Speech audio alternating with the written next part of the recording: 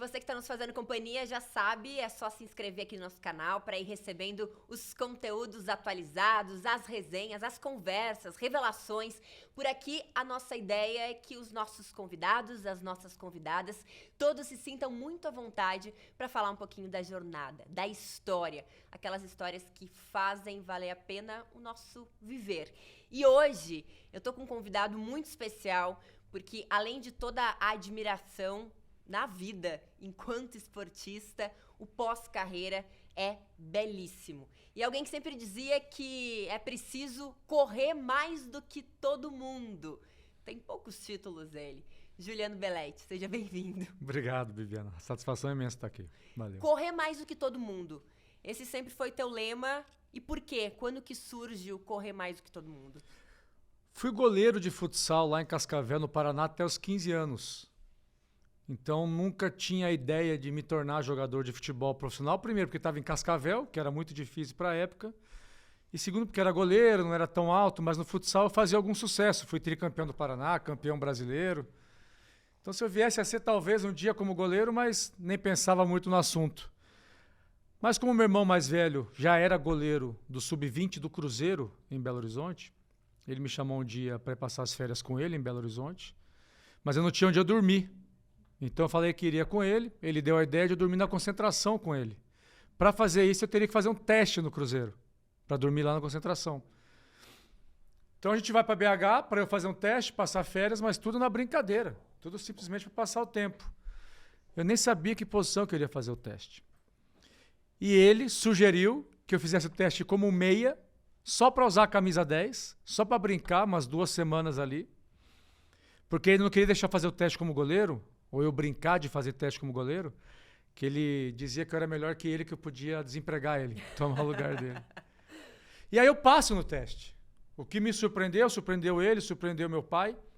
Só que naquele primeiro ano no Cruzeiro, que eu deixo de ser goleiro de futsal, começo a jogar no meio campo, no time sub-17 do Cruzeiro, veio minha realidade ali de que eu não sou jogador de futebol, eu era um goleiro.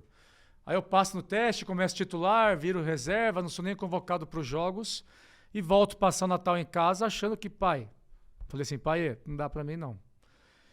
Não sou bom o suficiente para ser jogador, não quero mais voltar para o Cruzeiro.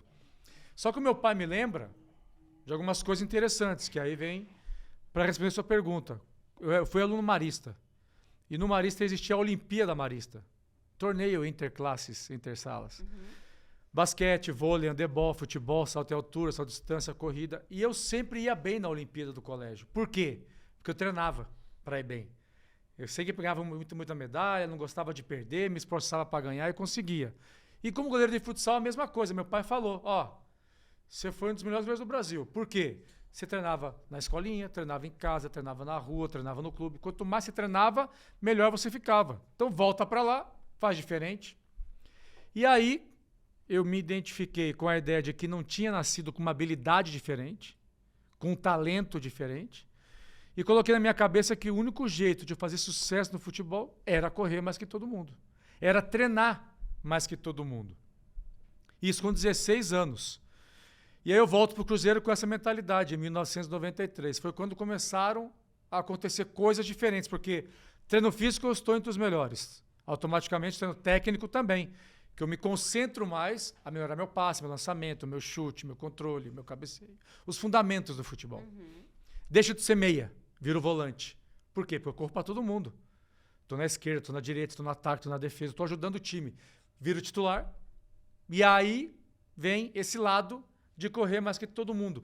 Estava dando resultado. Essa forma de entender o esporte. Subo de categoria logo, já vou para o sub-20 com 17 anos e tenho a minha primeira oportunidade no profissional do Cruzeiro com 18 anos de idade. 2 anos e meio depois que eu fiz a brincadeira no teste. Aí que vem a realidade de que sim, correr para os outros, treinar mais que todo mundo, correr mais que todo mundo, estava me abrindo as portas que eu esperava que não fosse abrir. Mas é um pensamento de um menino bem jovem ainda, né? Um menino que tem várias outras questões para se preocupar, para se distrair, para atenção, ir para outros lados. Qual que era o elemento motivador também disso? Assim, você talvez olhava para a realidade da sua família, a situação da sua família na época, o que você poderia proporcionar através do futebol. Você tinha referências, jogadores lá que treinavam mais do que todo mundo também. Como que foi que esse lema ele nasce? Porque ele nasce, obviamente, de uma questão do teu pai, mas o que você vai fazer a partir de agora? De uma avaliação daquele cenário, mas teve algum outro elemento assim que pesou? Vários elementos. Vamos dizer que a vida ali com 16 anos longe de casa vai te dando a obrigação de ser mais responsável consigo mesmo em busca daquilo que você quer. Porque você treinar mais que todo mundo, muitos atletas, jogadores, podem pensar isso. Fazer isso uma semana, fazer isso um mês, mas e a continuidade de entender que tem que fazer isso sempre para você atingir o objetivo? Aí você fala de alguns jogadores, né, que poderiam vir a me inspirar naquele momento. Por exemplo, eu comecei com o Ronaldo Fenômeno, nesse juvenil do Cruzeiro. E ele era um cara que acabava o treinamento, ele ia treinar finalização, sozinho. Chutar a bola pro gol, às vezes pedir uma ajuda para alguém cruzar, fazer um passe para ele. E algumas vezes eu fiz isso. Começa a observar. O que eu observei? Que o cara que tinha um talento diferenciado, ainda assim, treinava mais que todo mundo para aprimorar seus talentos. E quando você, nesse sentido, tem a desconfiança de todo mundo, que você é capaz de realizar algo, isso me motivava. Porque se eu estou em Cascavel, volto passar o Natal em casa e falo para todo mundo que eu não tenho um talento diferenciado, que eu não quero mais continuar no futebol, todo mundo fala assim, claro que é normal isso. Era goleiro de futsal, como é que ele vai conseguir alguma coisa no Cruzeiro? Opa, deu ali, acendeu um fogo que estava meio apagado. E no Cruzeiro a mesma coisa. Os caras que jogavam comigo tinha essa competitividade interna que me motivava. Mas aqui vem um segredo importante da carreira, né? Um caminho que eu segui. Antes de eu pensar em ser melhor do que os outros, eu treinava para ser melhor do que eu mesmo. Porque com certeza, ali naquele juvenil do Cruzeiro, o Sub-20, tinha cara mais habilidoso que eu, tinha cara mais talentoso do que eu. Mas acredito eu que o que me fazia estar no lugar deles, no time titular, tendo as oportunidades, era porque eu treinava mais do que eles. E automaticamente as coisas foram se aprimorando, os fundamentos técnicos e fisicamente eu fui me destacando até chegar até a oportunidade no time profissional. Você curtia jogar futebol, Gil? Isso já era algo que você gostava de fazer assim quando mais novo? Porque tem o cara que é direcionado, porque vê ali numa oportunidade. Tem o cara que é um apaixonado pelo esporte, que vê vários jogos, que tem referências. E tem o cara que acontece por acaso, ou enfim, tem uma trajetória. Você desfrutava, te fazia feliz estar ali, jogando com alegria, se divertindo, treinando? Ou era um misto, assim, Não. Uma pressão, uma cobrança? Eu gostava de correr, muito, de me desafiar, antes que qualquer coisa. A gente costuma ter problemas, ainda mais nessa fase, 16, 17, 18 anos, problemas com a adolescência, né? Do dia a dia. Por exemplo, lá eu tive que aprender a lavar roupa, tive que aprender a ir no banco, fazer as coisas sozinho, tive que aprender a ir no cartório, o corpo se transformando, longe de casa, longe dos amigos, não estudando. Então eu tive que gestionar a vida aí sozinho. Isso vai me dando o amadurecimento que eu trago para dentro do campo. E aonde eu uso isso? Com a vontade de correr. Com a vontade de eu ser melhor do que eu mesmo antes de qualquer coisa. E aí, quando eu vou para o jogo, com a camisa do Cruzeiro, no juvenil ou no sub-20, o que for, ali dentro do campo, o que eu gosto de fazer? Correr para fazer meu time ganhar. Correr para fazer o melhor jogador do meu time jogar ainda melhor. Porque se perde o jogo, eu falo, dá para correr mais. Ou se o cara não foi tão bem, ou se eu não fui tão bem, no outro dia eu tenho que treinar mais. Eu gostava desse desafio, de eu comigo mesmo em primeiro lugar e logo fazer parte de um time campeão. Para fazer parte do time campeão, eu tinha que correr para ajudar o meu time a ser campeão. Jogar bola é bom demais, não dá para negar isso. Desde os 6 anos que eu jogo bola, vejo os meus filhos hoje também, a alegria que eles têm em jogar um futebolzinho. Mas o desafio de eu comigo mesmo que me motivava bastante. E um cara que era bem introspectivo, que ainda é. E muitos companheiros teus falam, o Juliano um dia de manhã tava de um jeito, à tarde já mudava, de noite já era outra coisa. Claro, as pessoas às vezes julgam os nossos comportamentos sem entender o que passa, ou qual é o momento que você tá vivendo ali, qual é a introspecção que você tá tendo, qual é a cobrança com você mesmo que você tá passando também. Então, por mais que você seja introspectivo, é difícil receber o rótulo de introspectivo, muda de humor toda hora. Como é que era essa relação ali no dia a dia? Não, foi interessante isso que eu estudei psicanálise depois que me aposentei do futebol e consegui entender o motivo de várias coisas com relação ao comportamento pessoal, o comportamento que as pessoas querem que você tenha e o que você espera das pessoas. E aí eu aprendi o quê? Que ninguém vai ser do jeito que você gostaria que fosse. Às vezes, quando você julga o comportamento de alguém, é porque você quer que aquela pessoa seja do jeito que você quer. E você aceita o menos possível do jeito que realmente ela é. Se eu sou um cara introspectivo, tímido, as pessoas dificilmente aceitam isso de um jogador de futebol. Aí quando eu acordo feliz em jogar bola, mas na tarde eu estou diferente, possivelmente aconteceu alguma coisa, não só comigo, mas com relação a aquela pessoa também. Só que aquela pessoa nunca vai entender isso. E por que eu fui estudar psicanálise? Porque tem a ver com liderança. O líder não é responsável pelo resultado. O líder é responsável pelas pessoas que são responsáveis pelo resultado. E quando eu fui fazer a licença de treinador de futebol, eu achei muito importante estudar sobre comportamento. Primeiro eu me conhecer, meus limites, minhas falhas, meus acertos, minhas qualidades, aonde tirar proveito para liderar e logo entender o comportamento dos outros. E aí está um caso que muita gente pode ter me conhecido como jogador e ter um pouco essa ideia, mas você, nem ninguém, nunca vai ouvir eu julgar o comportamento de alguém. Eu sempre vou falar que o cara é gente boa, o cara é assim mesmo, é o jeito dele, eu conheci ele assim, tá tudo bem, porque eu aprendi sobre a ciência da psicanálise e a entender esse tipo de atitude, que eu trago para hoje em dia. Tenho uma rede de franquia de escola de futebol, sou pai de 4 filhos, quero ser treinador. E o comportamento de todo mundo não vai ser do jeito que eu quero. Eu tenho que me adaptar ao comportamento das pessoas e logo dar feedbacks, poder contribuir para que o comportamento dele tenha benefício para ele mesmo e para onde ele está. Mas, ao mesmo tempo, é essa ideia de que você consegue aplicar a psicologia, que você consegue aplicar essa compreensão com o outro, essa calma de entender que o outro tem as questões ali, que você não tem como comandar como ele vai se sentir. Ela é um pouco romantizada também, assim, se a gente olhar para o atual ambiente que a gente tem no futebol. Que claro. É um ambiente tóxico. Pesado. Você fez parte, eu faço parte, a gente fez parte em posições diferentes. Você, muitas vezes, na minha posição também como comentarista, né, como comunicador ali. Mas é diferente, assim, porque é uma cobrança absurda. Realmente, alguns princípios não são considerados ali. Os negócios, às vezes, são mais importantes do que a pessoa. O resultado é mais importante do que preservar um trabalho.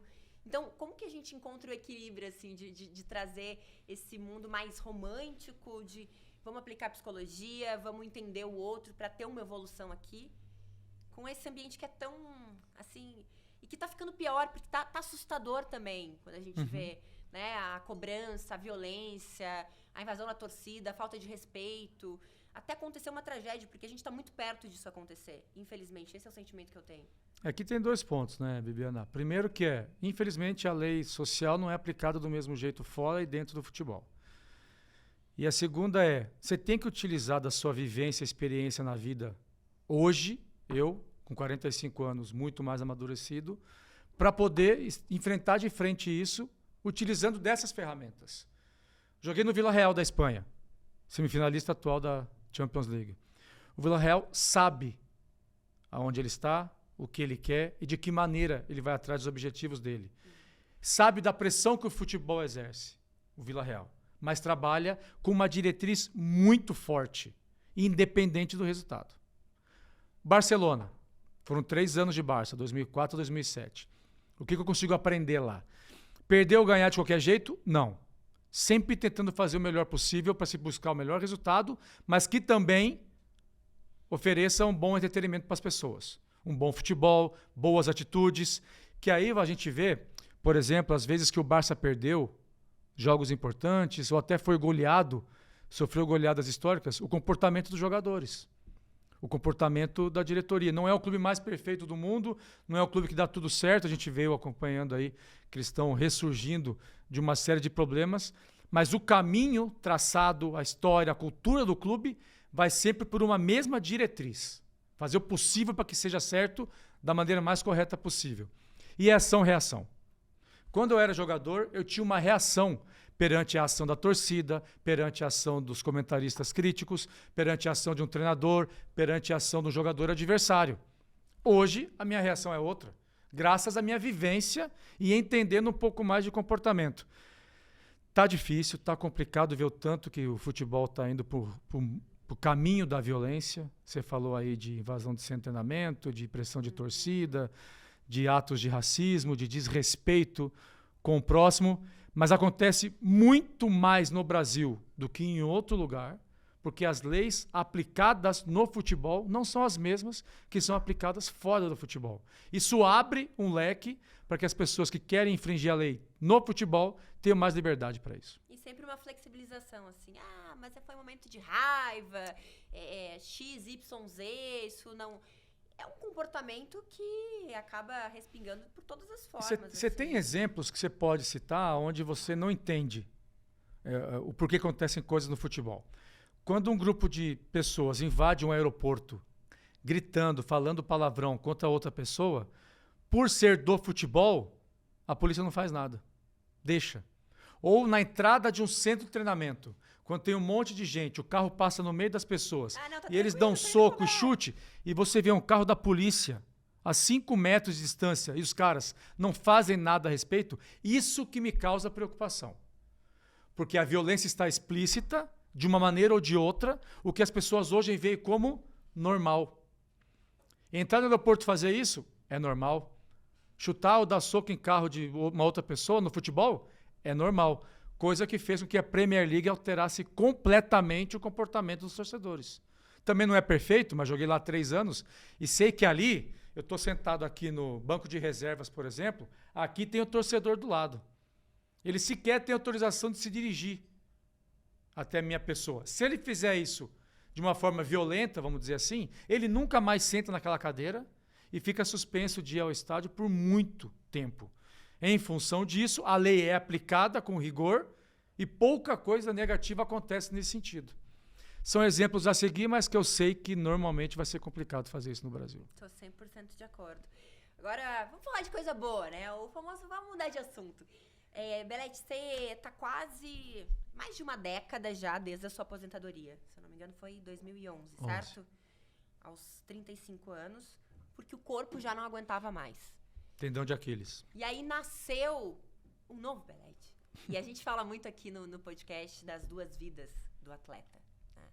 Enquanto atleta e pós. E aí é uma reformulação de tudo. É tudo diferente. O seu sentimento, a sua rotina, para onde eu vou. Como é que foi essa sua transição? Quais as emoções que vieram ali? Como você começou a se enxergar também? E você sentiu como uma segunda vida mesmo? Eu não vou muito por esse caminho, não. De que alguns falam que aposentado do futebol é uma primeira morte, né? Eu prefiro dizer que é um filho que foi morar longe. Que está lá, você sabe que existe, você tem seu amor por ele, mas você não tem mais, né, o abraço, você não tem mais o dia a dia. Isso dói um pouco, naturalmente. Me aposentei de uma hora para outra. Realmente o corpo cansou, não consegui dar sequência, os tendões de Aquiles, inflamação crônica. E realmente, quando eu me aposentei, eu não sabia o que fazer. Foi de uma hora para outra, em junho de 2011. Aí, esse recomeço, ele demorou um pouco a acontecer. Eu fiquei 5, 6 meses ali, sem fazer nada, buscando um caminho a seguir, aonde a primeira opção que veio foi fazer a licença de treinador, que na época era da PUC Minas, não era da CBF Academy ainda, e fui estudar. Comecei a fazer cursos de marketing, vendas, gestão administrativa, ou administração de empresa, psicanálise, finanças. Fui atrás de tudo quanto é curso que tinha no mercado, porque eu acabei virando empreendedor. A minha esposa se formou em Ciências Empresariais na Espanha, nós abrimos uma academia em São Paulo, onde foi um pontapé inicial, junto com ser convidado para comentar alguns jogos pela Globo Sport TV e depois desses boas participações nos programas, ser convidado a trabalhar como comentarista esportivo. Então, quer dizer, 2 coisas, ser empreendedor e ser comentarista, que eu não tinha sequer ideia de que ia acontecer. Mas graças aos estudos que eu fui fazendo e graças aos aprendizados do futebol, o de estar sempre preparado para as boas oportunidades, eu aceitei e o caminho seguiu por aí. Graças a que os meus tendões, não sei se é positivo ou negativo isso, continuaram com muitas dores, e isso fez eu não ter saudade do futebol. Porque eu acordava com dor. Eu ia fazer minha corrida pela manhã com dor nos tendões. Eu ia jogar bola com os amigos com dor nos tendões. Então isso me afastou do sentimento da saudade daquilo que eu tive vivenciado por cerca de 20 anos. E aí o resto foi acontecendo, virei embaixador global do Barcelona, tudo de certa maneira ligado ao futebol. Por essa vida que tinha existido. Dentro do campo, 25 títulos, ter jogado nos grandes clubes, na seleção brasileira. Eu acabei indiretamente tirando proveito disso também fora do campo depois, principalmente o de ter sido comentarista por muitos anos. Mas, Bibiana, a gente tem que entender que acabou. Parou. Não pode viver simplesmente daquilo ali para você dar um próximo passo na sua vida. Nem com apego ao passado. Você tem que olhar para frente. É difícil largar. Porque o futebol ele te traz sentimentos que provavelmente nenhuma outra profissão traz. O marcar gol, o ganhar título, o conhecer o mundo. Entrar no estádio e ver que está lotado. 92 mil pessoas no Camp Nou, por exemplo. Que até recentemente o futebol feminino bateu o recorde com esse número, né? 92 mil pessoas assistindo o jogo. Esse tipo de sentimento, difícil outra profissão trazer para você. E eu vivenciei no mais alto nível possível do esporte. Fui campeão do mundo com a seleção brasileira. Fui campeão da Champions com o Barça. Ganhei a Premier League com o Chelsea. São os maiores títulos que se pode ter nessa carreira e eu vivenciei. Mas eu não fico preso a isso. Eu prefiro usar da vivência de ter conquistado tudo isso aonde eu trabalhei, com quem eu trabalhei, em que local eu trabalhei, para tirar proveito hoje em dia. E foi assim depois que eu me aposentei do futebol. É interessante você falar isso daquele sentimento que, enquanto jogador, você nunca mais vai viver. Tem um documentário que eu adoro citar aqui, do Peso do Ouro. Você já assistiu? Não, acho que não. É um documentário que ele foi roteirizado pelo Phelps. E aí ele conta que os atletas, quando eles provam do ápice, que é ser campeão, desses momentos que você mencionou aí, é muito difícil depois você viver o dia a dia com coisas mais banais. Que você precisa também ter esse emocional para virar essa chave de entender que aquele sentimento que você viveu, você não vai mais viver. Agora é uma outra vida, são outras experiências, outros sentimentos, outras conquistas. E nesse meio do caminho, alguns se deprimem, porque eles não conseguem mais se alimentar daquele sentimento tão especial, né? E daquele saudosismo com o passado ali. Então, é bem interessante assim, essa comparação que ele fala. E eu consigo entender quando você diz assim, o atleta tem que deixar para trás o que passou. Usar como vivência, como experiência. Eu tenho visto também outros ex-jogadores falando muito, né, do momento em que encerraram a carreira. Eu sei que eu fui um privilegiado de ter a carreira que eu tive. Corri muito para isso, todo mundo já sabe da história. Mas ainda assim, a maioria dos atletas não consegue virar essa chave. Não consegue largar.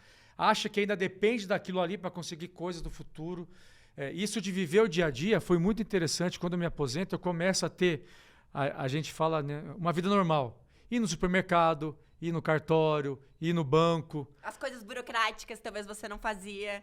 Provavelmente menos do que eu passei a fazer. Até eu ouvi a entrevista sua com o Benja, e ele fala que você conta que não sabia fazer check-in para viajar, você não sabia? Não, ele tinha ouvido que jogadores não sabiam. Exatamente, mas era alguma coisa assim que você, quando para, você começa a viver uma vida ordinária, que todo mundo tem que se virar, né, entre aspas. É fato que o jogador, principalmente no time grande, ele tem muito suporte nas operações, né, das viagens, dos hotéis, dos aeroportos, e acaba que o próprio clube deixa de fazer o jogador aprender a lidar com tudo isso, que quando ele para, ele precisa reaprender tudo isso aí. É comum.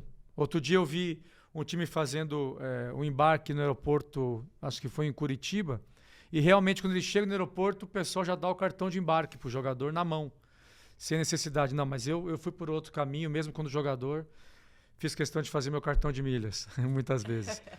Mas infelizmente,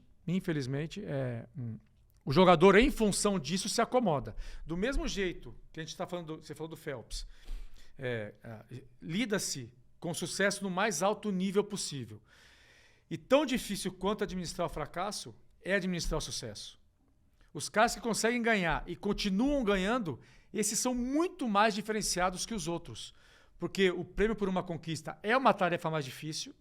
Se o cara ganha, ele vai ser cobrado por ganhar de novo.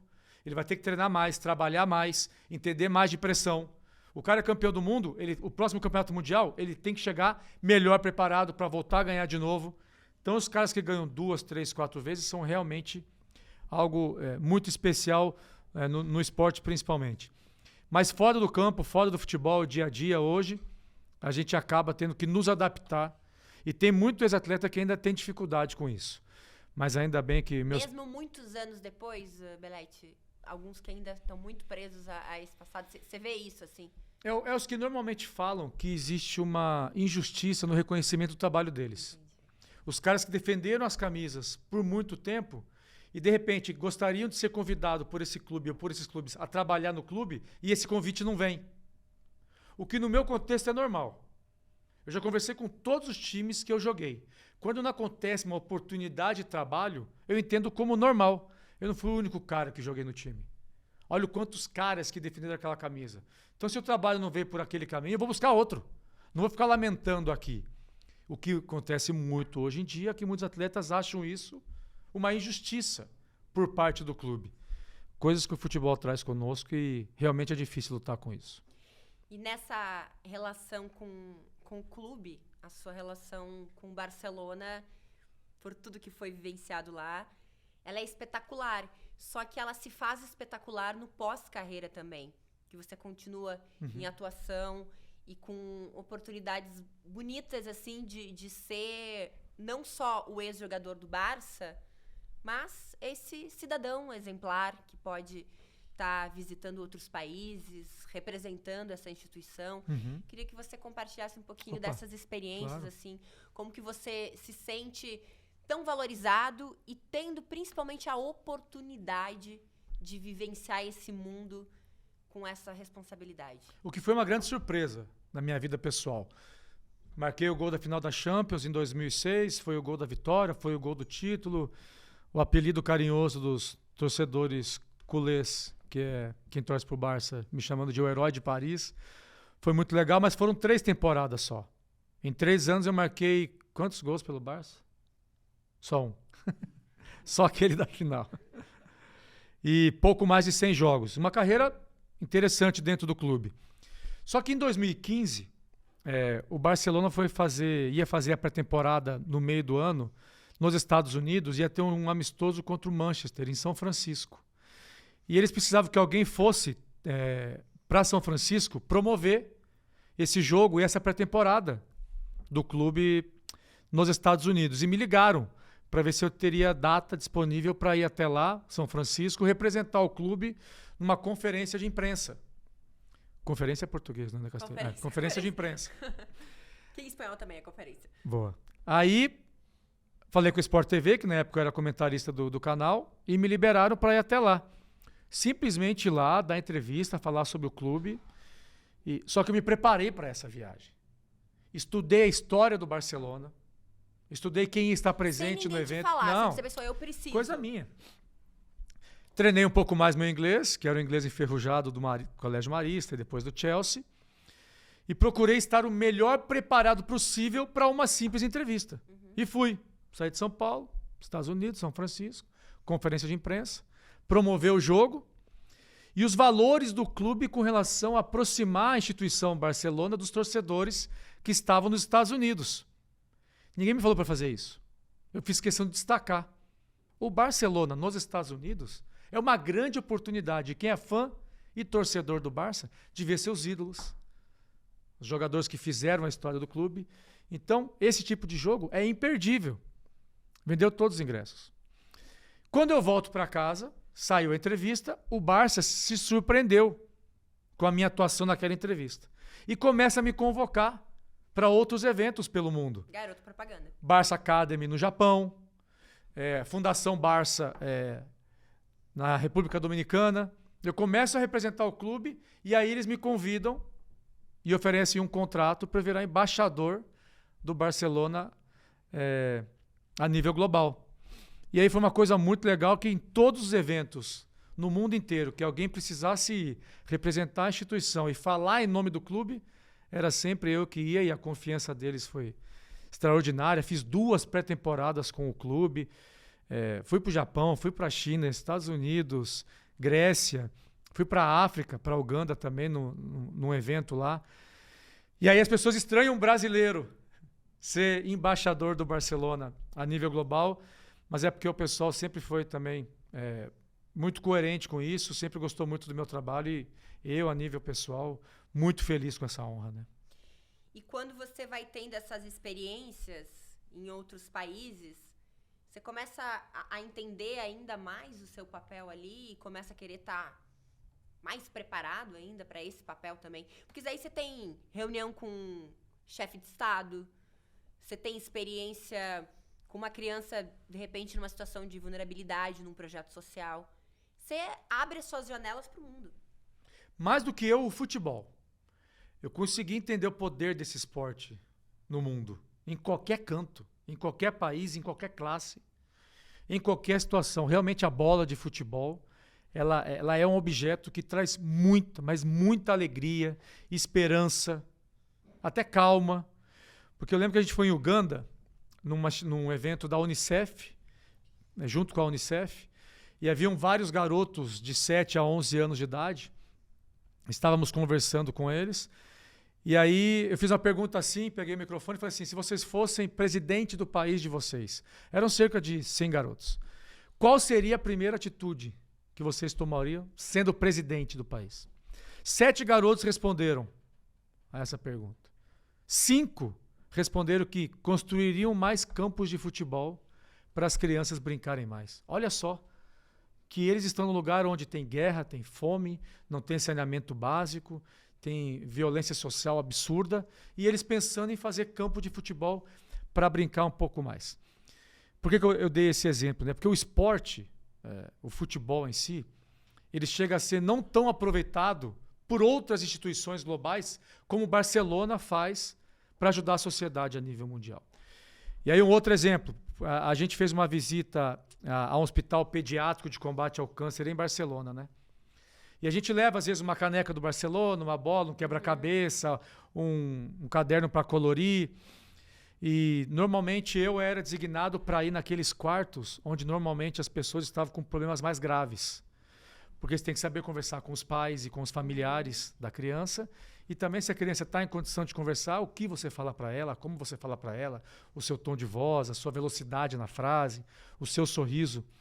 E, normalmente, o Barça sempre me escolhe para esse tipo de visita. E aí, uma vez, eu volto para o Brasil e tem uma pergunta de um jornalista brasileiro que fala assim, mas isso daí é marketing. Isso aí é para aparecer. E aí, eu entendendo a pergunta dele, existe essa desconfiança. Tem gente que usa a responsabilidade social para promoção também, a gente sabe. Mas são coisas diferentes. Pode ser que exista, mas eu valorizo muito o ato. E eu fui explicar esse tipo de ato do Barcelona. Ou eu sendo embaixador do clube. E aí os médicos desse hospital pediátrico comentaram conosco que a diferença de comportamento das crianças depois de uma visita dessa é absurda. Por exemplo, elas passam a se alimentar melhor. Elas passam a tomar aquele remédio que antes elas não queriam tomar. Então, esse tipo de mudança de comportamento é o que a gente busca. Porque o logo do Barcelona é forte para isso. Traz alegria, traz esperança, traz sorriso. E a gente usa do futebol para contribuir. E a gente faz isso no mundo inteiro e os resultados são sempre positivamente surpreendentes. Eu tenho um amigo que estava fazendo um estágio para conectar o futebol, comunicação, em vários países da África. E aí ele contou um episódio que ele perguntou, vocês sabem o que é Google? As crianças não sabiam responder o que era o Google. Não faziam ideia. Ele mostrou uma foto do Ronaldo. Todos sabiam quem era o Ronaldo. Jogador de futebol. Ronaldo. Então, olha o poder e o simbolismo disso, né? E é o que traz a esperança.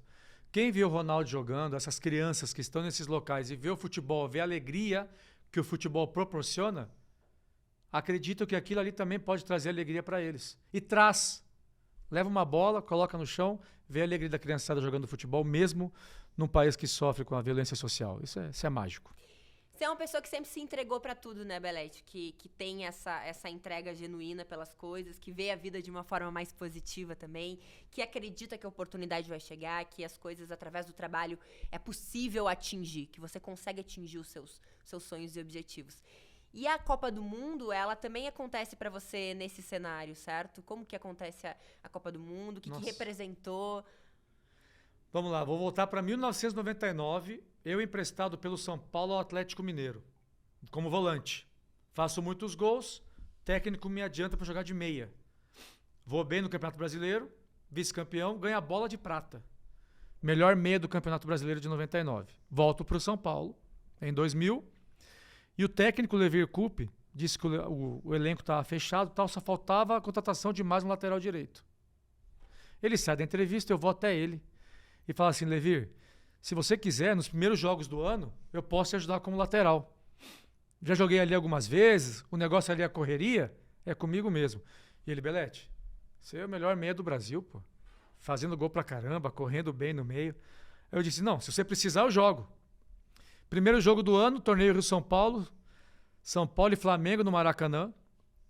Com 3 minutos, recebo um lançamento em profundidade, domínio no peito, drible lateral esquerdo do Flamengo, cruzo para a área, gol do França. Opa, acho que como lateral posso ir bem. Aí tem um espaço. 4 jogos, 4 vitórias, fui o melhor em campo em 2 jogos. Opa, acho que dá para ser lateral também, hein? Converso com o Levir e em janeiro de 2000, deixo de ser meia, que era o melhor do Brasil no campeonato, e me torno lateral direito para ajudar o São Paulo, em janeiro. Em junho, ou julho, sou convocado como lateral direito para a seleção brasileira, pelo Vanderlei Luxemburgo. Isso em julho de 2000. E tinha uma Copa do Mundo em 2002.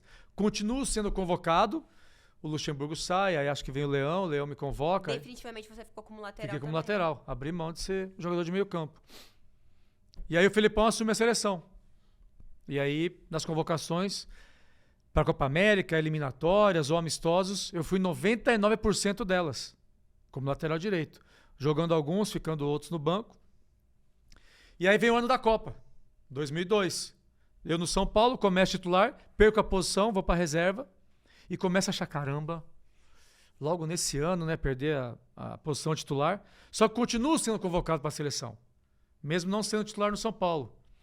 Aí eu volto a ser titular no São Paulo como volante, que faltava jogador na posição e indo bem, marcando gol, me destacando como volante. Só que aí o lateral machuca no São Paulo e eu volto a jogar no São Paulo como lateral.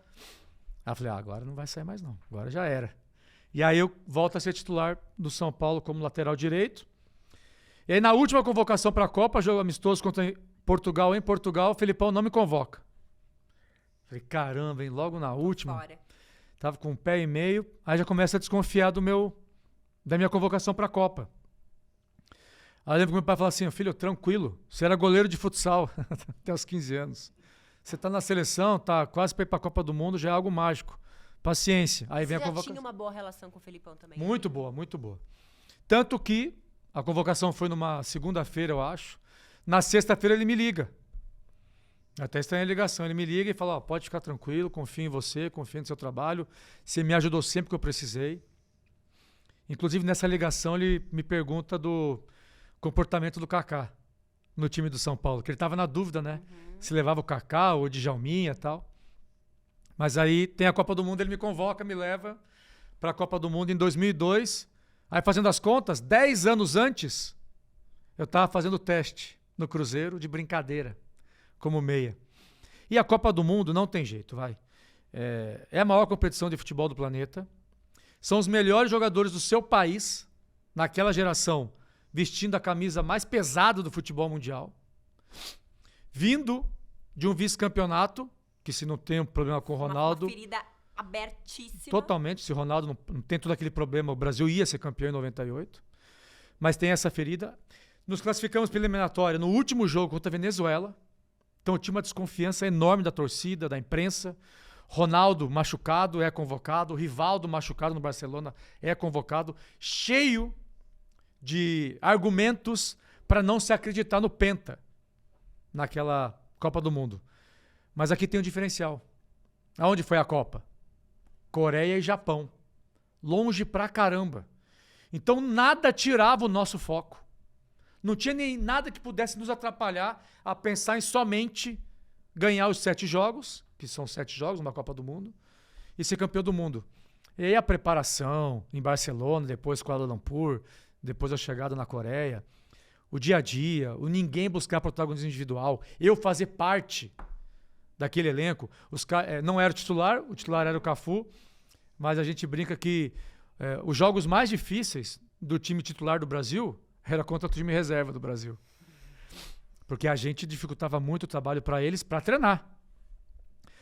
Mas, Bibiana, fazer parte de um grupo de Copa do Mundo e logo vencer uma Copa do Mundo, acho que hoje são 94 brasileiros que são campeões do mundo vestindo a camisa da seleção brasileira, e eu sou um desses, é algo muito mágico, muito espetacular, que prova para eu mesmo que sim, correr para os outros deu certo, estava dando certo e que me abriu esse caminho.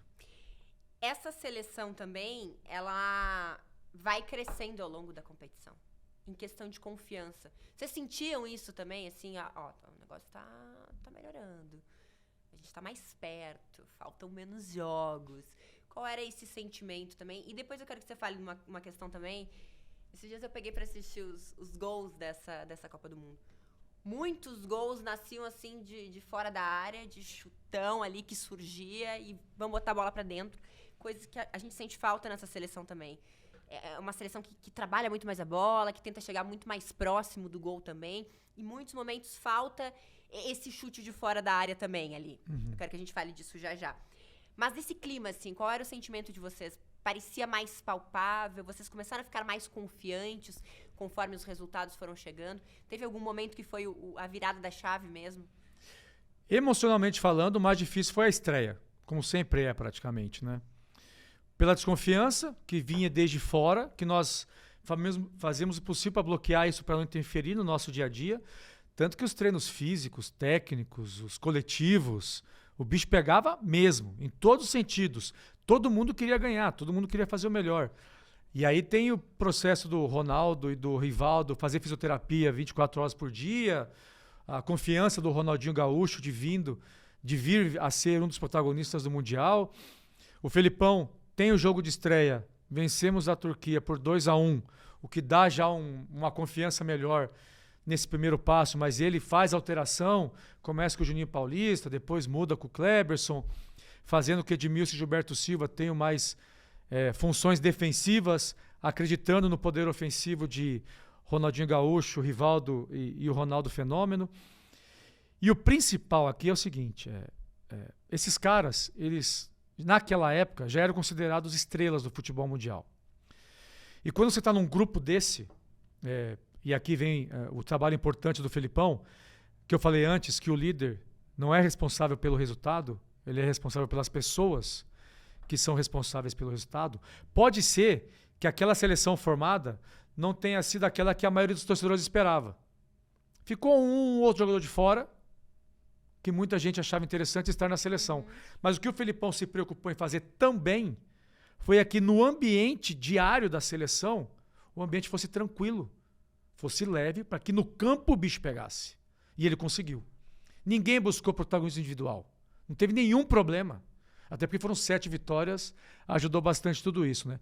Mas em termos de gestão de grupo, de suportar a pressão, de entender aonde nós estávamos com caras que tinham jogado alguma Copa e nós que não tínhamos jogado nenhuma, mas que queríamos participar da transformação da história do futebol brasileiro, ali tínhamos todos um objetivo: ser campeão do mundo. Todos iam beijar a taça no final. E foi o que aconteceu. E aí você fala do hoje em dia, os gols. Não gosto de comparar. Nem jogadores e nem gerações. Sim. Sendo comentarista, pode ser que em algum momento eu tenha feito isso. Mas com o amadurecimento, os estudos, depois de tudo que eu passei, até meu hoje em dia, eu consigo hoje falar isso. Eu acho errado comparar. Mas assim, na verdade... Como uma justificativa, Bibiana. Eu entendi. Mais do que a questão técnica, tática, que é o que a gente estaria falando nesse momento, olhando o posicionamento, porque que era de um jeito ou do outro. Eu tô falando um pouco do emocional. Vou tentar esse gol porque eu quero muito isso. Então, uma questão assim de você realmente estar tão focado.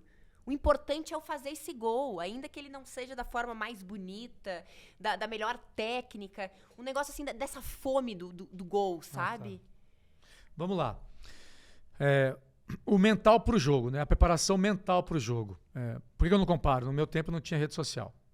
Então nós não tínhamos essa preocupação, entre aspas, essa distração, que pode ser usada para o positivo. Meu filho de 15 anos falou que fica vendo no TikTok arremesso de basquete. Ele fala que melhorou dele arremesso. Ele gosta muito de basquete graças a isso. Até aí tudo bem. Esse tipo de distração pode vir a ser um problema, desde quando não é bem gestionado pelo atleta ou pelo líder do atleta. Por que eu falo isso? Porque eu acompanho também muitos documentários. Hoje em dia, graças ao streaming, as plataformas, a gente tem possibilidade de ter mais conhecimento de como os grandes atletas de todos os tempos conseguiram ser grandes atletas.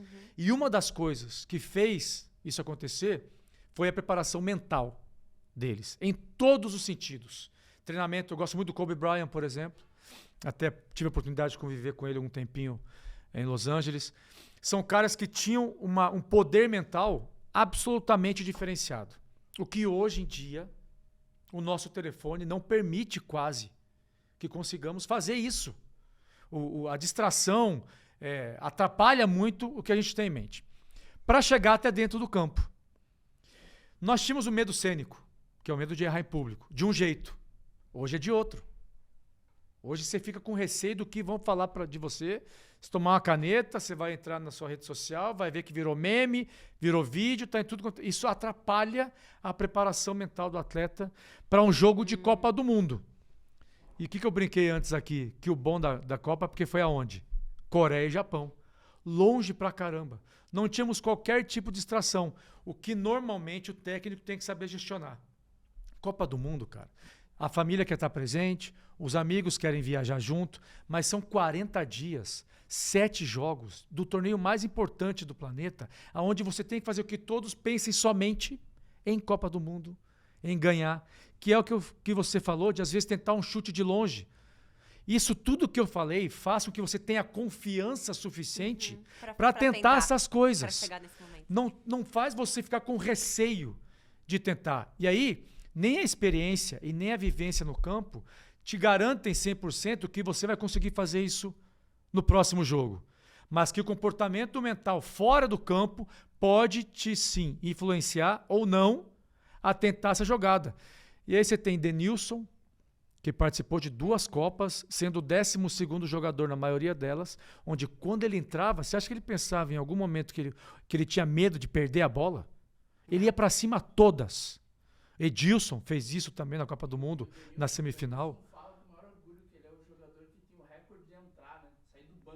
O Denilson. O Denilson. Realmente, muitos jogos entrou com essa função. E não tinha receio.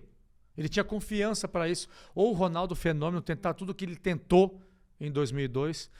Então, acho que vai por aí, sabe? É saber gestionar tudo isso para que no campo ele não tenha receio, tenha confiança de tentar o que ele quer. Essa pergunta lá e essa resposta indiretamente acabam respondendo uma outra questão que eu ia te fazer. Por que em 2002 esse clima, essa atmosfera, Felipão família, funciona, em 2014 não funciona? E aí tá muito claro, porque são tempos diferentes, exposições diferentes, um ambiente diferente, uma cobrança diferente, uma pressão diferente, uma Copa no Brasil, enfim. Não dá pra comparar, É incomparável. Só a distância, a gente estava no outro lado do mundo. Aqui você com uma Copa no Brasil, é difícil, aí eu me coloco no lugar deles. Caraca, é muito difícil. Ficar pensando só no jogo, só no próximo adversário, só em quem eu vou marcar, em acertar o passe, fazer o lançamento, em assistir um jogo e pensar, possivelmente eles possam vir a ter feito isso. Mas talvez não com foco devido ao ambiente. Eu cheguei a ser comentarista dessa Copa, viajei muito com a seleção, hotéis, Granja Comari, os jogos da seleção também. Era um oba-oba diferente, que para eles seria muito difícil. fez alguns grandes jogos, teve bons momentos dentro de bons jogos, mas como no 7-1 foi um pane emocional. Não foi pane técnico, não foi pane tático. Foi um pane emocional depois do segundo gol. Nunca mais vai acontecer, nunca mais. Só que talvez o ambiente pré-jogo, aí eu coloco uns 40 dias antes, deixaram eles menos preparados para aquela situação. De tomar 2 gols numa semifinal, em casa, no Mineirão, casa cheia, como a gente reage? Deu esse pane emocional. Você teve oportunidade de conversar com o Felipão já sobre essa Copa? Ou... Você sabe que a gente conversa pouco. Quando a gente se encontra, nós jogadores, ou com treinadores, ou pessoal que... sobre o que aconteceu em Copa do Mundo ou em campeonato, a conversa normalmente é outra. Já encontrei com ele várias vezes, mas nunca falamos sobre nem a Copa de 2002, nem 2014. Pela sua linha de raciocínio, é realmente um erro coletivo. Não é de um treinador, jamais. Não Embora o treinador que leva 7-1, ele carrega esse peso. A gente sabe. O Felipão não gosta muito de falar, então, mas é algo que, se fosse você, o treinador da seleção, levando 7-1, com certeza você levaria esse sentimento e a teria responsabilidade, que trabalhar isso né? por muito tempo. Os jogadores que ele coloca em campo, o sistema que ele ama, ele tem aquela parte na responsabilidade do que está acontecendo ali. Mas quando eu falo pane emocional, é questão de reacionar a algo negativo que está acontecendo naquele ambiente. Aí faltou um pouquinho mesmo do estar mais preparado para aquilo ali. Todo mundo. E mesmo os mais experientes também, né? É o que eu falo. Isso é o mais louco. A vivência e a experiência não te deixam preparado suficientemente para aquilo ali. O que nos surpreende hoje em dia, e quero até destacar aqui, aproveitar, o Real Madrid de hoje. O Real Madrid, ele passa por situações de estar perdendo jogos e tem um comportamento interessante na reação. E aí é o lado positivo disso. Hoje em dia, apesar de todo esse ambiente que tem em torno do futebol, a nível de mídias sociais e tudo isso, é interessante ver como eles estão reagindo. E você continua observando as reações? Sempre. Todos os times. Não abro mão disso, não. Ô, Juliano, em que momento que você consegue colocar ali como eu quero ser treinador agora? Porque você é um empreendedor, você representava o Barcelona, você tem os seus negócios, os seus objetivos, as palestras. Você é um profissional multifacetado, como a gente fala, né? Que hora que você entende que você quer ser treinador? Que esse é o seu objetivo também? Assim que me aposentei, meu pai sempre me lembrava que minha carreira foi uma carreira incrível, extraordinária, que eu tinha que compartilhar. Que eu tinha que achar um jeito de compartilhar toda a vivência que eu tive no futebol. 7 times. Você tem um livro já ou já pensou em fazer um livro? Tá no meu computador, eu já escrevi, mas está guardado ali. Um dia ele sai. Mas eu escrevo a título de aprender também. Como eu leio muito... É terapêutico também, né? Demais. O diário. E até como a gente fala muito da nossa carreira e do futebol, as recordações ficam sempre presentes. Meu pai sempre falou isso. Aí eu consegui aproveitar isso sendo comentarista esportivo, que logo que eu paro eu consigo ir para a televisão e usar dessa vivência e experiência para compartilhar conhecimento sendo comentarista. Mas sempre com isso, todo mundo fala, né? Porque você é treinador, as pessoas mais próximas de mim, aqui em São Paulo principalmente, que é onde eu moro, o pessoal que eu convivo, até no mundo empreendedor, sempre fala, você podia ser treinador, tal e tudo isso. E eu encontrei o Ancelotti, Carlo Ancelotti, técnico italiano, que foi meu treinador no Chelsea, numa pré-temporada onde o Barcelona enfrentou o Napoli. E o Ancelotti era treinador do Napoli. Isso em 2018 ou 2017, não lembro. Após o jogo, eu desci da arquibancada e fui até o vestiário do Napoli para dar um abraço no Ancelotti. Ele me recebeu muito bem, como sempre. Tá aqui o livro dele, inclusive. Tá ali, ó. Carlo Ancelotti. Esse é fera. Esse é um grande líder. E aí, conversando, ele falou assim, e aí, já virou treinador? Falei assim, não, ainda não, tô fazendo um monte de coisa, tal, sou empreendedor. Ele falou assim, tá perdendo tempo. Porque você sabe muito de tática. Você comigo jogou de lateral, jogou de meia, jogou de volante, jogou de extremo. Foi porque você me ajudava muito taticamente. E aí ali acendeu a ideia ainda mais forte de vir a ser treinador. Aí eu volto pro Brasil e começo a pensar nesse assunto. Termino a licença Pro, né, de treinador da CBF Academy. E vou pro Cruzeiro como diretor internacional em setembro de 2020. a convite do presidente Sérgio. E como diretor internacional ali, a gente sempre conversava sobre futebol. Sempre tinha reunião de diretoria, dava umas ideias, né, alguns feedbacks Estava lá dentro vivendo sobre vários aquilo. assuntos. Foi quando o presidente identificou que no campo eu poderia vir ajudar também a equipe, o clube, naquela situação. Aí ele me muda de função e eu passo a ser auxiliar técnico fixo do clube. Em fevereiro de 21.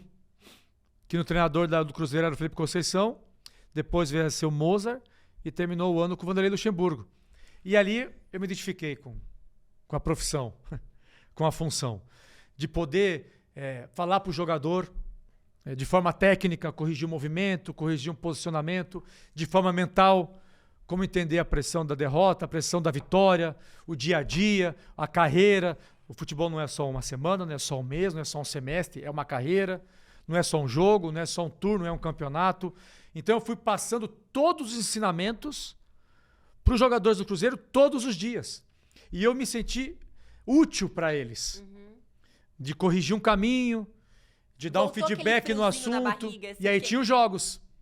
Você fazendo parte disso, quando tem o jogo, caramba, a expectativa, querer ganhar, querer trabalhar para ganhar. E era algo que você não sentia nos últimos anos também, Não, assim. isso estava apagado, estava dormindo ali.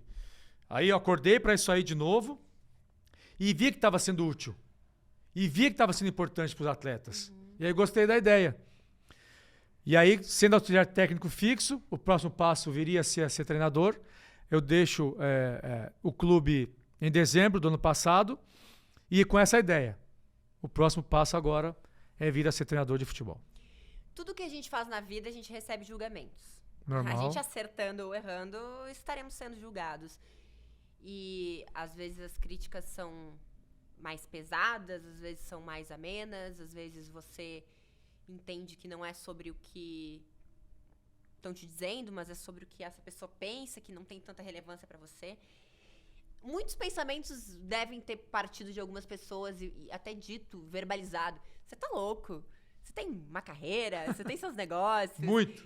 Você vai ser auxiliar do Cruzeiro diante de todo esse cenário que a gente acompanhou nos últimos anos. Como é que foi isso, assim, Belete? O pessoal te questionou o teu estado mental ali Cada da dia. decisão? Primeiro que antes de eu ser convidado para ser diretor internacional em setembro, eu e minha família estávamos fazendo planos para ir voltar a morar na Europa. E quando vem o convite do Cruzeiro, converso com a minha esposa, e a gente abre mão. Aí ela queria te matar. Ela entendeu. Ela falou, cara, É o seu sonho. a gente sabe que você quer isso. Então vai. Para trabalhar no Cruzeiro, né? Que foi o clube que começou. Que eu falei assim, o Cruzeiro está numa crise muito grande. Foi o clube que me revelou para o futebol, que me ajudou, que me preparou para o esporte. É uma maneira de eu voltar lá e retribuir, como diretor de negócios internacionais primeiro. Aí lá, que eu viro auxiliar técnico fixo, aí as pessoas vêm, cara, pra quê? Sério mesmo? Para você depois, a pessoa começar a te xingar, te julgar, não sei o que lá. E tomando um risco muito grande, porque também era uma equipe ali que tava em frangalhos. É assim, Série por B, tudo, Série problema B. financeiro, não podendo contratar e tudo isso. Ou seja, a tua possibilidade de fazer aquilo dar certo também já estava reduzida olhando friamente, digamos assim. Doutorado em gestão de crise, eu tenho. Como jogador, ó, eu fui meia, volante, lateral, joguei de goleiro quando o Rogério Ceni foi expulso, joguei de zagueiro em algum momento, fui lateral esquerdo no Chelsea no jogo, joguei de ponta no Chelsea, no Barcelona. E aí sendo diretor internacional também, vindo de pandemia, tudo fechado, não podendo viajar, consegui fechar negócios, mesmo com aquele cenário, com a equipe que eu tinha no departamento internacional, juntos fizemos coisas que ninguém esperava. Aí trabalhando no campo, ia ser a mesma coisa. Eu sei que é difícil. Eu sei que vão reclamar, eu sei que vão me cobrar, mas opa, eu vou usar tudo que eu vivenciei até hoje na minha vida para chegar aqui e fazer bem feito. De saber como falar com o garoto que sobe da base, porque aconteceu comigo. De saber falar com um garoto que um treino ele vai bem, no outro ele vai mal. De saber falar com um garoto que a hora que ele vai entrar em campo tem medo do jogo. E eu percebo quando ele está com medo do jogo, que é normal. Ou com o veterano que não dá um bom exemplo, que não é a referência que deveria ser. Ou até mesmo com a comissão técnica. Qual a diretriz para essa semana? Vamos pressionar mais ou vamos ir com mais cautela? Usando da experiência, não sendo dono da verdade. Compartilhando o conhecimento. Que esse é o trabalho do auxiliar. O treinador, ele toma as decisões. O auxiliar ajuda na tomada de decisão. E eu vi que estava sendo útil, Bibiana. Eu vi que aquilo ali era o que eu gostava de fazer. O feedback dos atletas era sensacional. Muitos amigos tinham essa ideia que você falou. Cara, não precisa disso. Igual hoje em dia. Hoje em dia, a minha esposa viu uma torcida pressionando um treinador com o dedo na cara, ameaçando bater nele. Minha esposa falou assim, sério? É isso que você quer? É isso mesmo? Eu falei assim, mais do que isso, os jogadores que ele dirige precisam dele.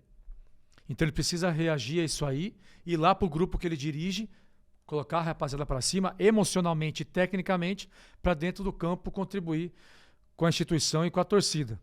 E eu quero vir a fazer isso. Tenho que fazer isso. É uma missão que eu tenho. E você não tem muito assim... vou ficar no Brasil, vou trabalhar fora. Você tem essa prioridade, assim? Ou vai ser aquela oportunidade ali? É a oportunidade, com o convite certo.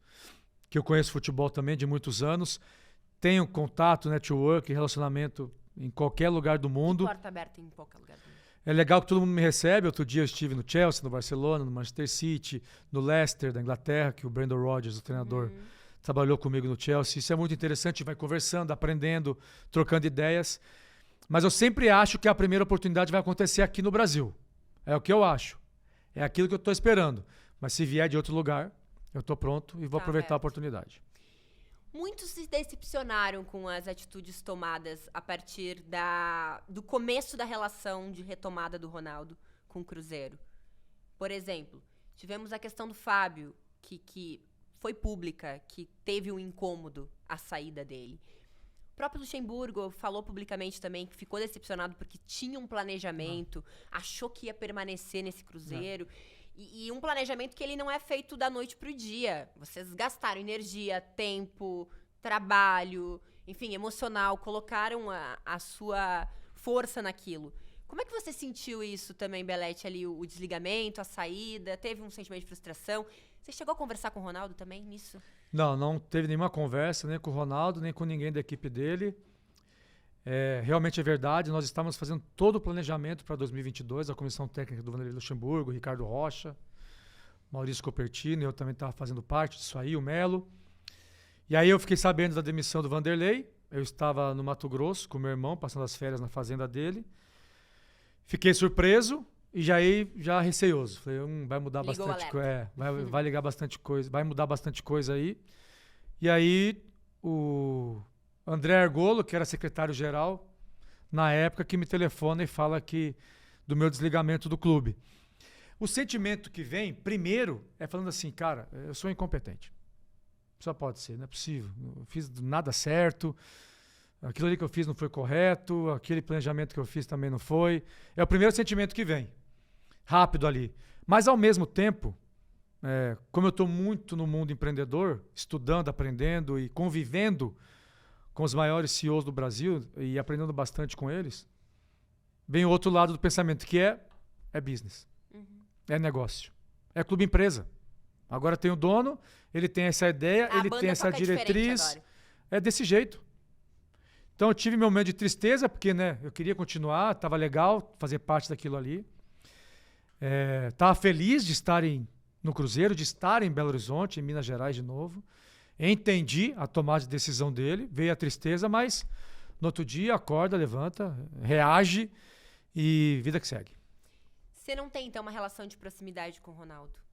Não, depois do futebol nunca tivemos. Eu cheguei a conversar com ele quando eu assumi a direção internacional, porque o presidente ia fazer uma visita à Espanha e ia encontrar com ele no Valladolid, o outro clube que o Ronaldo é gestor. E aí a gente teve um contato ali de data, de encontro, de marcar reunião, mas desde que ele resolveu comprar o clube, nunca tivemos. Eu tive muita amizade do futebol. Sabemos, vários. Vários do futebol. Sim, então é do clube, é do dia a dia, é disso aí. Desse grupo do Penta, enfim. Nós temos o grupo de WhatsApp do Penta, com a ausência de um ou outro jogador. O Ronaldo tá nesse grupo? Não tá. Mas o que a gente se diverte ali com o mais ativo, que é o Roberto Carlos, por exemplo, é a maior diversão, tá? Trocando ideia com ele aí, com o grupo. Mas assim, desculpa voltar nesse assunto, mas Lógico, só pra gente entender, assim, o Ronaldo, ele nunca foi tão próximo de todo mundo, ou era muito diferente, assim, de como todo que mundo era? eu não sei te responder. Não vou conseguir te responder Ou da maioria. isso. Da galera da resenha, vai. Não dá pra saber. Porque eu não sei também consigo que te o responder. Denilson também não é muito próximo dele, por exemplo. E que vocês têm essa É relação vivência e de convivência amizade. do clube, da que é seleção. absolutamente Bebê. É normal. normal. Eu tenho poucos amigos assim de pós-futebol, que é o Bordon, que é o Vitor Valdez, que é o Xavi, que tá hoje, o Iniesta, Puyol conversa bastante. A gente se vê muito em eventos de ex-jogadores. E aí quando se vê, a convivência é maravilhosa. Troca ideia, dá risada, tal, isso é tranquilo. Mas no meu caso, eu só posso te responder do meu caso, as minhas amizades hoje em dia tá mais fora do futebol mesmo. E amizades que vêm desde lá de trás, que foram sendo feitas nesse pós-carreira. Pós-carreira. Como que A vivência do pós-carreira, esse lado empreendedor, o lado das palestras, o clube que eu frequento. E a gente vai gostando de andar com pessoas que têm uns objetivos parecidos que a gente tem também, certo? Então você tá indo numa linha mais de empreendedor, você gosta de ter pessoas que estejam assim também, porque vai te acrescentar no dia a dia. Ajuda. Os assuntos vão se conectar. Eu tenho a alma velha. O que significa isso? Eu gosto de filme velho, Sopa, música velha, comida das um antigas, vinhozinho antes de dormir. coisa bem antiga, e gosto de estar com pessoas mais velhas, com mais vivência de vida do que eu, com mais experiências, a título de negócios também. No Barcelona eu tenho esse privilégio. O meu chefe, por exemplo, o Messeguer, é uma pessoa que está há muitos anos no clube, então tem ensinamentos ali dele que são mágicos. E fora do campo, hoje em dia, também está sendo muito desse jeito. E qual que hoje é o seu principal referencial como treinador? Eu não tenho uma referência principal. Tem algum? A gente, quando resolve ser treinador, a gente faz o possível para pegar um pouco de cada um que teve na carreira. Eu tive 29 treinadores, de 9 nacionalidades diferentes. Brasileiro, português, italiano, inglês, israelita, holandês. Preparadores físicos, então, nem se fala. Então a gente pega um pouquinho de cada um e traz para juntar com as minhas ideias de trabalho. E aí eu vou também pro lado old school. Gosto muito do que o Enio Andrade me ensinou no Cruzeiro. Gosto muito do que o Parreira fez na seleção. Gosto muito de como o Mourinho fazia o dia a dia dele. Gosto muito do Gus Hiddink na gestão de grupo. Aí eu vou juntando tudo isso aí, adaptando para a minha forma de trabalhar. Até porque o Brasil, quando você vai treinar jogadores brasileiros, não é exatamente a mesma coisa que treinar jogadores lá fora. Então, tudo que eu pego dos técnicos não brasileiros, que eu tento trazer para as minhas ideias de trabalho, é adaptando para o Brasil. E no Cruzeiro eu consegui aplicar isso, porque eu dava treino, muitas vezes, para os jogadores do Cruzeiro, e acabava que eu entendia que, caramba, se eu tivesse isso no meu tempo, possivelmente eu iria ser o melhor jogador. Porque essas ideias de juntar o treino mental, o competitivo, o saber ganhar, o saber perder, o como ganhar, o como perder, acaba que é a junção de todos. Então, se me pergunta um treinador, não tenho. Mas eu valorizo um pouco de cada um para montar o meu jeito de trabalhar. É injusta a ideia que o Luxemburgo parou no tempo? Não. Não parou no tempo. Taticamente, ele é um monstro. É um dos melhores da minha geração. E hoje em dia ele sabe muito ainda.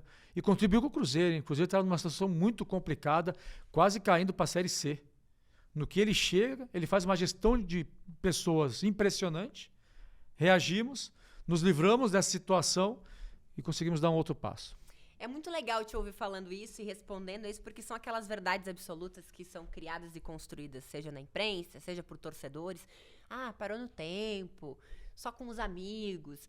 E aí, ouvir essa opinião de uma pessoa que conviveu no dia a dia e que tem essa mentalidade da disciplina, de colher o resultado, é muito bacana. E o jeito de gestionar dele ainda é aquele que dá resultado. Que é o jeitão que o jogador brasileiro precisa. A gente tem uma gestão do Abel, do Palmeiras, ou até dos treinadores que vêm de fora, não digo só os europeus, tá? Também os sul-americanos que vêm de fora, que acaba indo para uma gestão muito legal, mais profissional do que pessoal, que é muito boa também, nem melhor nem pior do que a outra. E a gente, brasileiro, tem o hábito de ver os treinadores, ter essa gestão mais, né? O jogador é muito jovem, teve uma infância difícil, não cresceu perto dos pais, então o técnico tem que se adaptar a gestionar desse jeito também, exigindo o comprometimento, exigindo o comportamento tático efetivo desses jogadores. E eu vivenciei tudo isso para chegar até o que eu consigo construir como ideia de trabalho. Muito bem. Eu quero falar agora da cidade, porque foi o palco muito marcante, talvez o momento mais emocionante da tua carreira, que é Paris. Coincidentemente, eu vi que teu cachorro se chama Paris. É isso? É por isso? É por conta desse episódio? A gente adotou uma Golden e deu o nome de Paris. Você brincou que você marcou um gol. Simplesmente o gol mais importante daquele momento, depois de 14 anos do último título do Barcelona de Champions, né? Então, esse tempo ali, num momento talvez improvável, mas ao mesmo tempo você estava preparado para aquilo.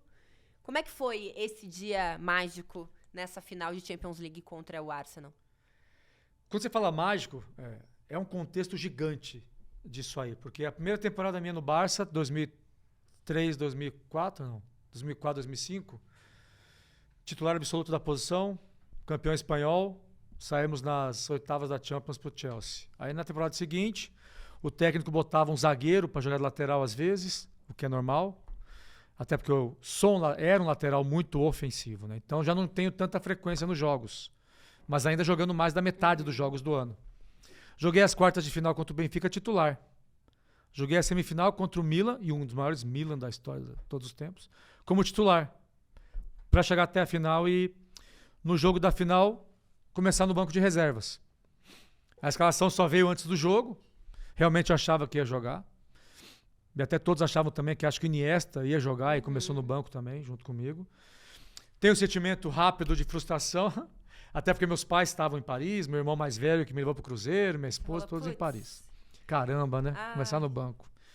Mas, com um pensamento que aquele momento ali, final de Champions, depois de 14 anos que eu não ganhava, eu fazendo parte daquilo ali, eu consegui me manter focado no jogo.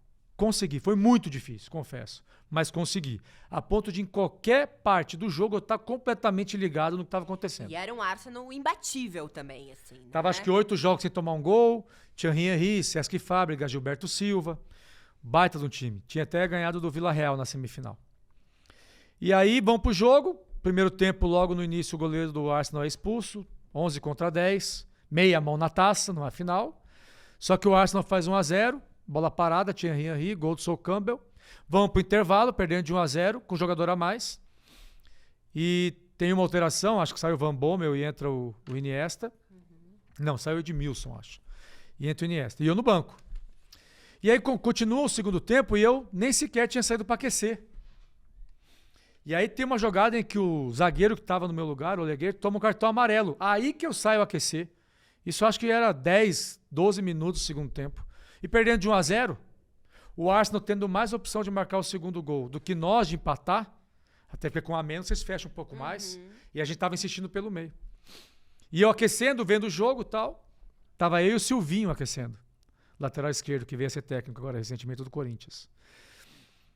E aí realmente o Arsenal tem mais chance. Foi quando o técnico coloca primeiro o Larsson no lugar do, não lembro de quem, e depois eu entro no lugar do Oleguer como lateral, com a ideia de perder de 1-0, buscar profundidade para a linha de fundo, cruzamento, meu trabalho.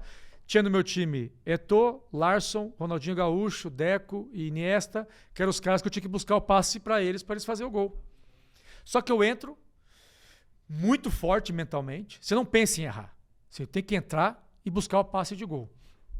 Pressão e tal, tudo isso, tudo bem. Aí começa a chover demais em Paris, uma chuva impressionante, aonde a bola ganha velocidade com o passe, que é do nosso forte. Vamos trocando o passe, Samuel Eto'o empatou, 1-1. E aí, aos 35, vem a chance que eu tenho de, numa bola em profundidade pro Larsson, ele domina, puxa a marcação, eu vejo um corredor, coisa que provavelmente um lateral europeu não faria. Eu dou um pique em velocidade em direção ao gol, imaginando que o Larsson vai me ver. Vou correr mais do que todo mundo nesse momento, é aquele pensamento também. Era rápido na época, eu aproveitei isso. E a bola veio, e o mais difícil do que correr era controlar a bola em alta velocidade na chuva. Eu controlo com a esquerda, ela adianta um pouquinho, mas eu consigo, um pouco sem ângulo, dar o chute e fazer o segundo gol, que logo veio a ser o gol da vitória, o gol da virada e o gol do título. E aí foi algo extraordinário, porque não entrei com esse pensamento, não cheguei no Barça pensando em marcar a história desse jeito, Mas que veio o que todo mundo falou, a hora que acaba o jogo, tem uma imagem onde quem estava no banco de reservas do Barcelona e os jogadores em campo, vem todo mundo me abraçar.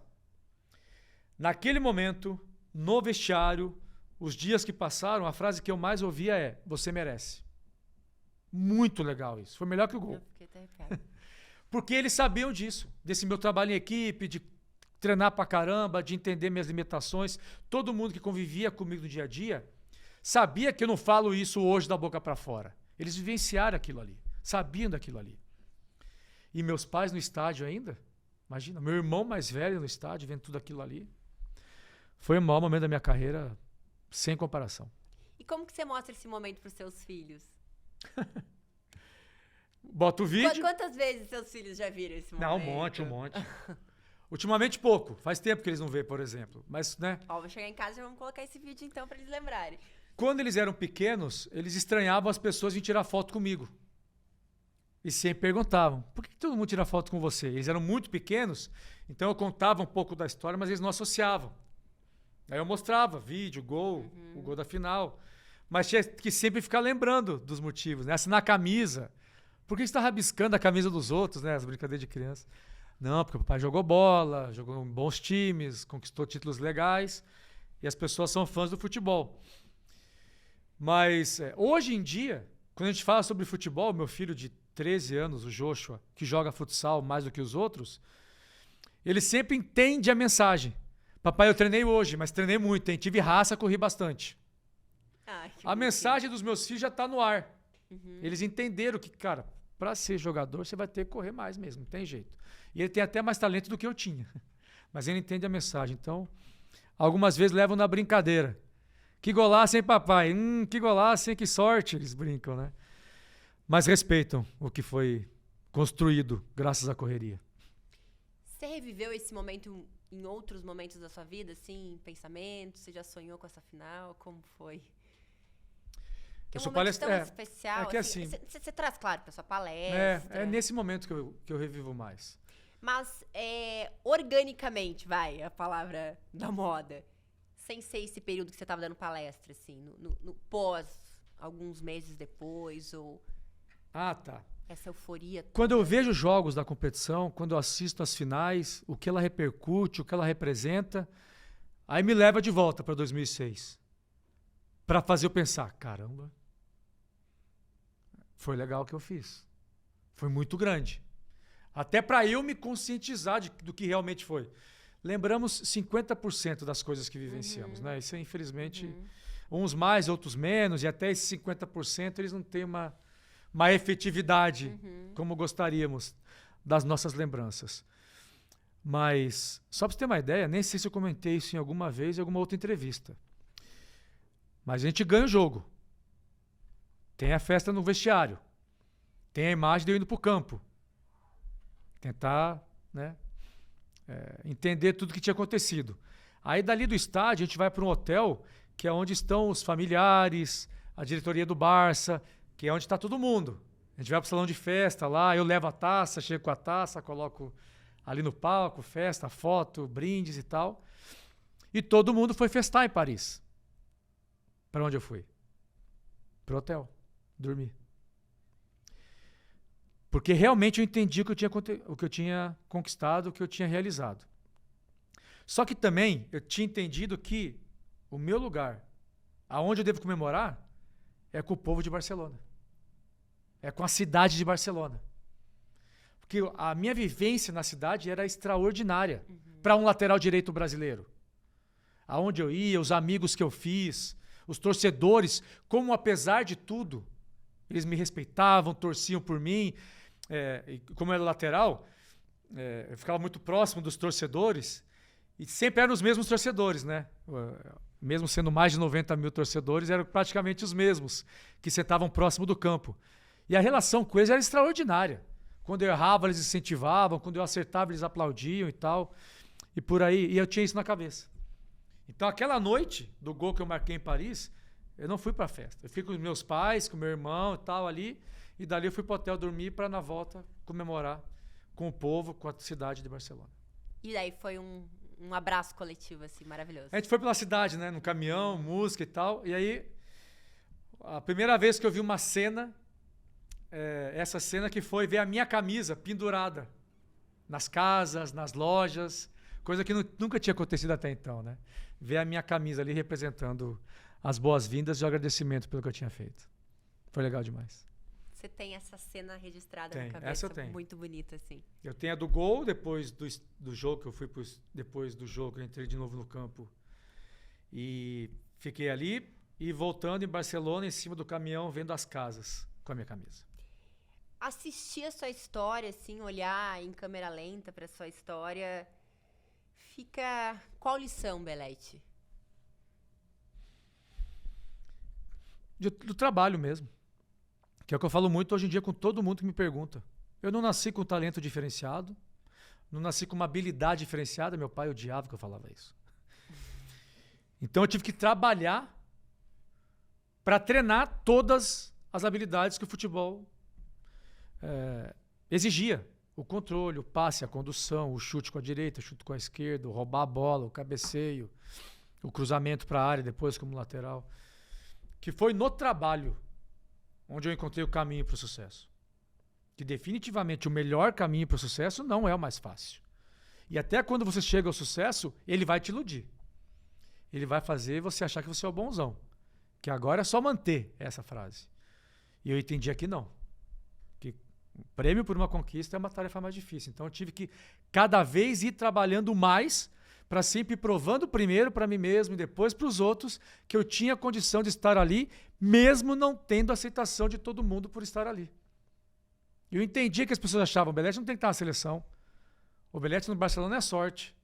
O Belletti no Chelsea é o empresário. Vai falar essas coisas para os treinadores que me contrataram. Vai falar para os caras que jogaram comigo, que me queriam no time deles, porque eu corria para eles. Então, no contexto geral, é que o trabalho foi que me abriu a porta para o sucesso. Eu tenho duas últimas perguntas que a gente falou bastante já aqui, mas o Chelsea pode ser uma possibilidade, a gente está vendo essa movimentação de venda do clube também, inclusive com nomes do esporte podendo participar desse negócio, né? Serena Williams, Lewis Hamilton. Pode ser uma possibilidade daqui para frente, o Chelsea ainda tem uma relação com quem está lá? O que pode acontecer nesse caminho? Sempre foi. A minha relação com o clube é extraordinária. Para jogar 3 temporadas só, sempre eu vou em Londres, sempre sou muito bem recebido. Conheço muito bem a Marina, que é a CEO do clube. Até então, sim, sempre existiu essa possibilidade. Com a venda do clube, eu já não sei te responder. Com os novos donos e tal. E aí, a experiência do Cruzeiro recente também, tudo muda, né? O cenário muda. Muda completamente, isso é futebol. Seleção brasileira, a gente vai viver um ano de Copa do Mundo. O que você vê dessa seleção? Quais são as possibilidades para a seleção brasileira? E para a Copa do Mundo, olhando para as outras seleções também. Sempre a seleção chega para uma Copa do Mundo em condições de vencer. Sempre. Em qualquer situação. É muito respeitada, tem muita qualidade técnica individual, coletiva também agora. Não é a favorita total da Copa, acho que é a França, a baita seleção. E às vezes que a seleção brasileira chegou para uma Copa não sendo favorita, conquistou como foi em 2002, por exemplo. Eu sou daqueles que torcem para a seleção ganhar. Eu sou daqueles que torcem para o Neymar ser o melhor do mundo. Eu sou daqueles que querem que o goleiro seja o menos vazado e que o Tite beije a taça de campeão ao final da Copa. Mas entendo as dificuldades que eles vão ter para se conseguir isso. Talvez dificuldades maiores do que nós tivemos em 2002. Que nós estávamos num ambiente propício para sermos campeão do mundo. Então, o maior desafio hoje para a liderança da seleção brasileira é criar esse ambiente. Fora do campo e também dentro. Confiança, personalidade, caráter competitivo, poder de reação. Para chegar lá e superar as dificuldades, não falando, não postando, jogando bola. Que qualidade para isso e jogador para isso, caramba, nós temos time para ganhar a Copa do Mundo, sim. E até nesse gancho, essa Champions, ela tá preparando o Vinícius Júnior de uma forma muito intensa, mesmo. Hein? O garoto está surpreendendo. Vestir aquela camisa não é fácil, hein? Naquela idade, ser protagonista daquele time, com aquela idade, não é nada fácil. Só que todo mundo percebe o caráter que ele adquiriu nos últimos 2 anos. De assumir responsabilidades, entender onde ele está, entender a camisa que ele está vestindo, a competição que ele está disputando. Isso, muito jovem, é muito difícil. Esse garoto é diferenciado. Mas como eu falei aqui, tão difícil quanto administrar o fracasso é administrar o sucesso. E ele tem um treinador que ajuda. Ele tem um capitão do time que ajuda. Ele tem Toni Kroos do lado dele. Tem Casemiro, que são caras que dão esse suporte emocional para ele. Para chegar na Copa e trazer alegria para nós também. No momento, você acha que ele é o brasileiro com a melhor atuação na Europa, Belete? É porque o Madrid está na semifinal da Champions, né? É igual o melhor jogador do mundo. Ele vai estar na final da Champions League, que é a competição de clubes mais importante do planeta. É um absurdo o que o Neymar joga. É um absurdo o que o Neymar faz com a bola, o jeito que ele dribla os adversários. Mas pelo Vinícius estar na situação que está, se os dois chegarem bem em dezembro para a Copa do Mundo, vai ser difícil alguém segurar a seleção brasileira. Eu prometi a última, mas agora eu não posso perder a oportunidade, porque essa foi uma questão que eu fiquei também. Eu sou muito, muito fã do Messi. Pra mim é o cara que eu realmente pediria um autógrafo, porque eu não tenho essa coisa de pedir autógrafo, embora a profissão em muitos momentos tenha proporcionado isso. Eu nunca fui muito de pedir autógrafo, nem pra, enfim, artista, músico, mas ele é um cara que eu gostaria, e já entrevistei ele em Copa América também.